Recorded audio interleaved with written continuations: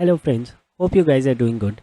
In this video, we are going to learn how to install WordPress locally. First of all, I'm assuming you have already installed the XAMPP control panel and you have started the Apache and MySQL. In case you are finding any difficulty in installing XAMPP or not able to do that, you can leave a comment below and I'll help you with the solution. Once you have installed XAMPP and started Apache and MySQL, next you require to go to wordpress.org, and here you need to click on the top right hand side, click on Get WordPress. When you click here, you will be redirected to this link wordpress.org/download, and here it will give you an option to downloading WordPress. Now in this case, I've already installed WordPress, and we can skip the downloading part of it. So I'll just go back to my XAMPP again, and here I will click on Explore. Explore will take you to the htaccess directory. It will take you to a XAMPP directory. In here you require to click on htdocs. htdocs is basically where all your files will be saved.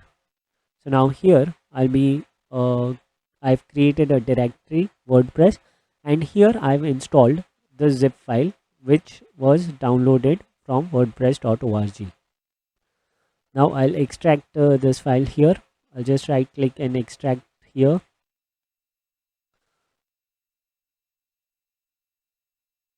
We'll wait for it to get extracted. Once it is extracted, you can just go inside the folder. Now I will do one step to make sure our URL is localhost/WordPress. So now I'll delete the zip file, and here in the htdocs we have got WordPress directory, and in the WordPress directory or folder we have got all the WordPress files. Now I'll just go back here and I will go to localhost WordPress, localhost/WordPress. It may take some time to load. When it loads, it will ask me some details about the database. Okay, now what are these details? For that, you'll require to open localhost/phpMyAdmin. Okay, this is the MySQL database can be set up here. Now you can see here it is asking for details. Which language do you want it to be set in? You can select from various languages that are available here. I'll be selecting English in this case, and I'll click on continue. Once I do that, it will ask me to set up my database name, database username, database password, database host, table prefix, if I want to run more than one WordPress in a single database. So in this case, what I'll do is I'll just go here. I'll first create my database. I'll click on databases here. Okay, now here there's an option to create database, and I'll give the database name as WordPress, and then I'll click on create. Okay, it says the database has been created. Now this is a blank database. However, it will get filled up once we give the information here.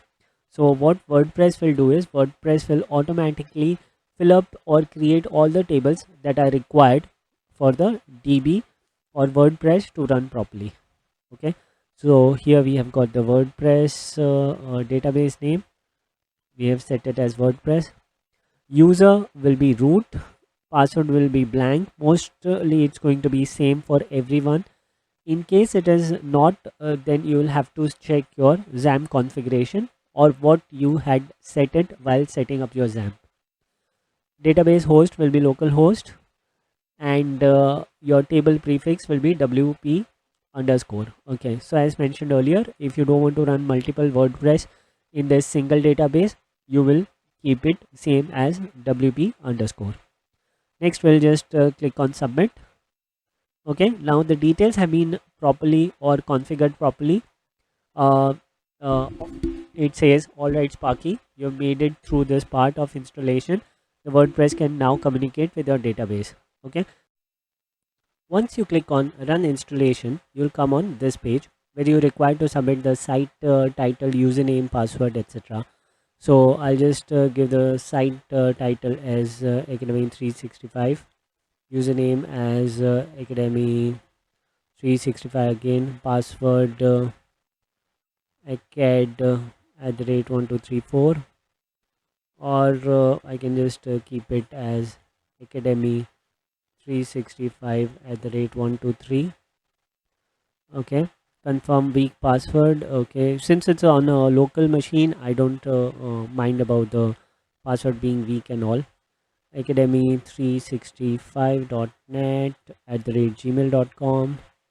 Okay, discourage search engines from indexing. It doesn't matter here, but if you're shifting your website from local to your live server, I encourage you not to select this option here. Okay, now we'll just click on install WordPress. Now we'll have to wait for some time because the entire database will be populated, but WordPress is known for its speedy installation. And now we can just click on login, and we can log in with the set password.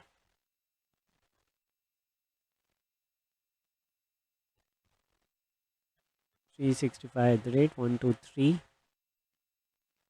and we'll just click on login, and we are in the dashboard. So we are done installing the WordPress on localhost. If you just go on localhost/WordPress, you'll see mind blown, a blog, philosophy, get in touch, etc, etc. Your hello world URL, etc, is working also fine, your sample page is also working fine. And basically your WordPress is installed locally. You can play around with the code or do whatever you want to do without integrating it on a live site or server. I hope you guys learned something new today. Definitely drop in your comments if you have more doubts about it, or you want me to do some other type of video. We'll definitely be happy to help. Thanks for your time.